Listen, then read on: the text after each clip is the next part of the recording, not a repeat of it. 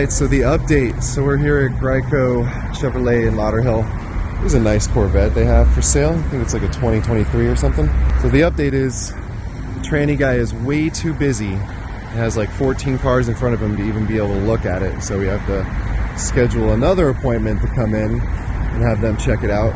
So that's not fun. But at the very least, he's going to try to pull the codes for the car and see if he can find anything there in the meantime, since the transmission issue did clear up on its own, and we are still concerned that it is lurking, waiting to be a failure of some kind. So that's the update as of right now. This one's actually really nice. Let me see the interior.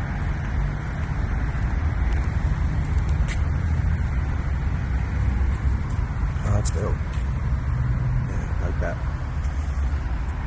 So that's the update for this right now. So we're still kind of in wait mode. We're going to have the codes pulled, and we're going to see if there's anything going on with that. Hopefully there isn't, and then we can get a more in-depth look at the transmission and what might be causing any issues in the near future, hopefully sometime after the new year and the holidays have passed. I don't know, what do you guys think? This looks like it's a 70th anniversary, so it's probably a 2023. It's a little logo right there. I don't know, man. Convertibles are nice, but I just really like to see the engine on this car. Seeing the engine from behind, looking over your shoulder, or just walking around the car and being able to see the engine right here is probably one of my favorite parts about the Corvette being mid-engine. I mean, this is cool and all, but just something about seeing the heart of the car right there in front of you every time you want to look at it is really neat. Again, guys, thanks for tuning in. The saga continues, so we'll update you as the weeks go on. Maybe we'll release this piece by piece, or maybe we'll release it as just one big video and we finally get everything compiled and we figure out what the final solution to this transmission issue is going to be. Either way, thank you guys for tuning in, and we'll keep you updated on everything. So we're leaving Chevy now, and they hooked the dongle up to the car. They ran some diagnostics. According to them, they can't find any problems with the transmission and everything's working perfectly. So I got the paperwork with me.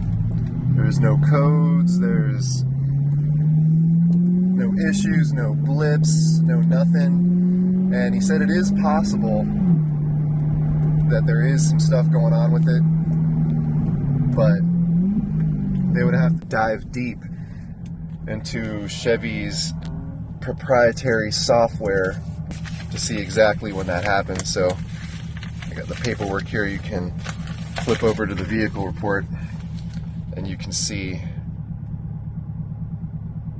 that this is not the page I'm supposed to be on. We can flip over to the vehicle report. There we go. Here's the DCT report right here.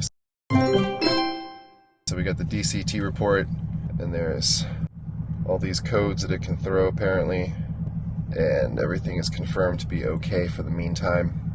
So yeah, I mean, it's kind of concerning, because you got a lot of people out there who get their car and 300 miles to 1,000 miles their transmission fails. You have some people later on where it just kind of dies, and I don't know if it throws any engine lights, but I've seen problems where people lose their odd gears, like 1, 3, 5, and 7, and their even gears, and sometimes reverse.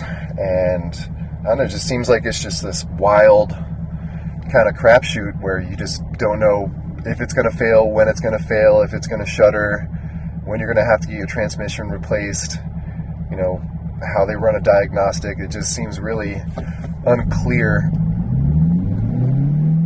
as to the procedures and stuff they're going to do. They should probably at this point have like a really well laid out plan. When someone comes in with an issue, maybe it's a grade 1 issue that's shuddering, maybe it's a grade 2 issue where someone's lost some gears and their car isn't going into reverse or something. Maybe a tier 3 issue is a car not even going into gear, and maybe like a tier 4 issue would be total transmission failure, like right then and there. And then you could kind of figure out a plan of kind of just action to take with the consumer based on the tier issue they're having. But yeah, none of that. Kind of surprised.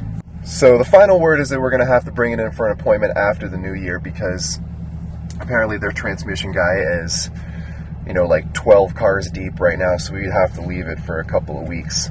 So at the very least, they were able to, throw the dongle in and run a diagnostic, and it came back with nothing. So we'll come in after the new year, we'll set an appointment so we can drop it off that actual day and get it worked on. And, then from there, we'll see what the actual diagnosis of the problem is. But my goal is to kind of try to stay on top of this and maybe try to keep it from failing if possible. But, if they can't get you in and they can't look at your car, and, you want to drive your car and you got your car and you just don't want to let it sit there for 2 weeks at Chevy for no reason because, they don't have anyone available to look at your Corvette, then you know what? Take it out, drive it, whatever. Have fun with your car. And then if something happens, it's on them. That's what the powertrain warranty's for, All you can do is really just do your best to, stay on top of the problem, document it, bring it in, let them know what's happening. And if they can't do anything for you, then, just enjoy your car because it has that powertrain warranty, and ultimately it's on them if they can't service your car or look at your car, in my opinion. But thanks for tuning in, guys. Like I said, the saga continues. So we'll let you know more when I know more. All right, take care. Bye.